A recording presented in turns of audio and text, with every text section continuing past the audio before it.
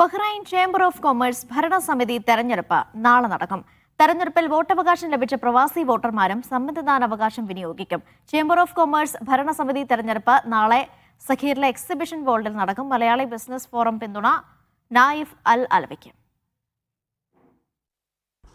സഖീറിലെ world exhibition സെന്ററിൽ നാളെ രാവിലെ 8 മുതൽ രാത്രി 10 മണി വരെ നടക്കുന്ന തെരഞ്ഞെടുപ്പിൽ വോട്ടവകാശമുള്ള പ്രവാസികളും ഭാഗമാകും. സ്വതന്ത്ര സ്ഥാനാർത്ഥിയായി മത്സരിക്കുന്ന നായിഫ് തൗഫീഖ് അൽ അലവിക്ക് Bahrain Malayali business forum BMBF പിന്തുണ പ്രഖ്യാപിച്ചിട്ടുണ്ട്. യുവസംരംഭകൻ എന്ന നിലയിൽ ശ്രദ്ധേയനായ അദ്ദേഹം ഇന്ത്യൻ വ്യവസായ മേഖലയെക്കുറിച്ച് ആഴത്തിൽ അറിവുള്ള വ്യക്തി കൂടിയാണ് എന്ന നിലക്കാണ് പിന്തുണ. തെരഞ്ഞെടുപ്പിന് മുന്നോടിയായി സ്ഥാനാർത്ഥികൾ ബഹ്റൈനിലെ വിവിധ മേഖലകളിൽ പ്രചരണം നടത്തി.